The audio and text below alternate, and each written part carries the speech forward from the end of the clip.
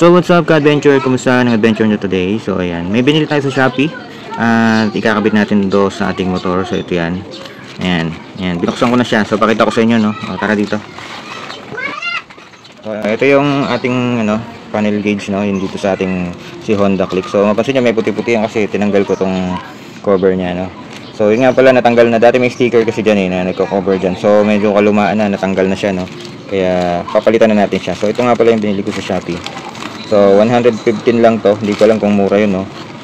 So 115 lang, terno na yan. So may stickers, yan, may sticker dyan pang cover dito. Tapos ito yung kanyang carbon lodi na pang ibabaw. So ikabit na natin to dito sa ating panel gauge. So para maprotektahan nga pala ito, no, kasi yan, ilang araw pa lang natanggal, medyo nagkaroon na ng mga gas, kaya ikabit na natin to.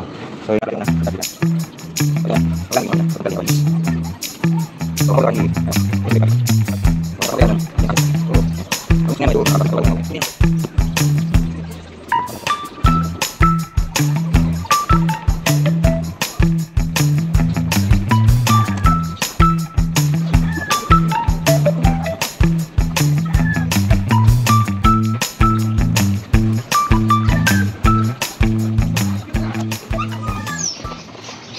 So, yun na guys. Yan. So, medyo mabubbles eh.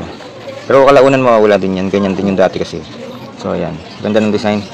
Parang double carbon, no? So, ito kasi talagang, ito nakapatong lang naman kasi talaga yan. So, yung sticker na yan sticker na nilagay natin yan, is para lang ma-prevent yung pagpasok ng tubig dun sa pindutan dito.